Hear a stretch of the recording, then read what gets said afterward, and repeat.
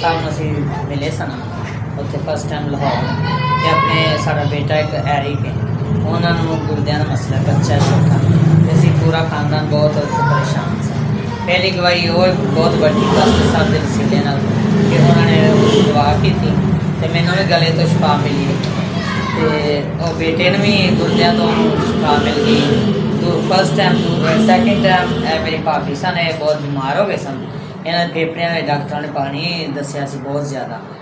तो ये हॉस्पिटल दाखिल सन। मैं गई हाँ इतों पास्टर साहब को दवा करवा के पानी मसा करवाया तेल तो डॉक्टर ने चैक करवाने तो पहले मैं इन्हें पानी पिलाया तेल लगाया मसाया तो फिर इन्होंने किया दोबारा डॉक्टर ने कहा कि दोबारा एक्सरा इन्होंने करवा के आओ तो एक्सरा करवाया तो उन्हें आखे कि बहुत वड्डी एक गवाही मौजा है ये किस तरह हो गया कि इन्ना ज़्यादा पानी सी ते किस तरह ये बिल्कुल ठीक ने ते खुदा ने इन्होंने पास्टर हरून साहब रसीला नाल इन्होंने शफा दी। हुण जो इन्हों के भैन सलमा से दुआ करते पास्टर साहब